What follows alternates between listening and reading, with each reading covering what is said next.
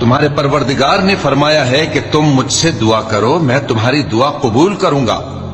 جو لوگ میری عبادت سے ازراہ تکبر کتراتے ہیں ان قریب جہنم میں ذلیل ہو کر داخل ہوں گے۔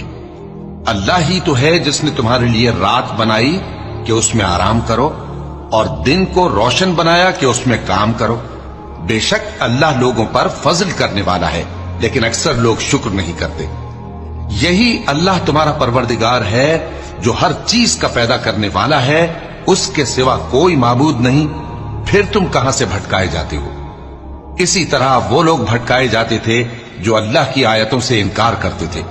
اللہ ہی تو ہے جس نے زمین کو تمہارے لیے ٹھہرنے کی جگہ اور آسمان کو چھت بنایا، اور تمہاری صورتیں بنائیں اور صورتیں بھی اچھی بنائیں، اور تمہیں پاکیزہ چیزیں کھانے کو دیں۔ یہی اللہ تمہارا پروردگار ہے، سو اللہ رب العالمین بہت ہی بابرکت ہے۔